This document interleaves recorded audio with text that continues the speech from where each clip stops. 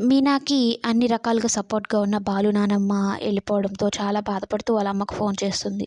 ఆ పెద్దావిడ కూడా లేరమ్మా నాకు ఈ ఇంట్లో ఉండాలంటే చాలా భయంగా ఉంది అనైతే చెప్తూ ఉంటే, "ఏం కాదమ్మా అలా భయపడకు అది నీ అత్తారిల్లు" అనైతే చెప్తూ పార్వతమ్మ సర్ది చెప్తూ ఉంటుంది. అయితే బాలు నిద్రపోతూ ఉంటే మీనా కావాలనే తన మీద బట్టలు విదిలిచ్చి ఆరేస్తూ ఉంటుంది.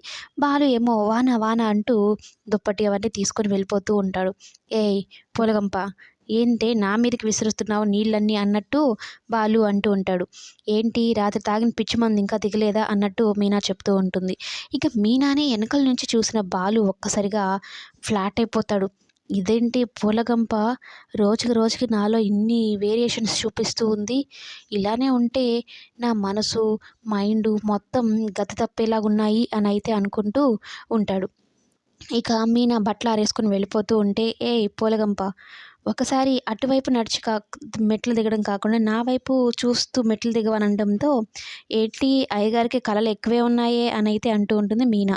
మొత్తానికి బాలు ట్రాక్‌లో పడ్డాడు. మీనాని చాలా ప్రేమిస్తూ ఉన్నాడు. కానీ మీనాకు మాత్రం చెప్పడం లేదు. ఎందుకంటే మీనాకి బాలు అంటే నచ్చదు కదా! చెప్తే ఏమంటుందో ఏమో అన్నట్టు బాలు ఉంటాడు. కానీ మీనా కూడా బాలుని ఇష్టపడి ఇద్దరు కలిసిపోతే చాలా బావుంటుంది.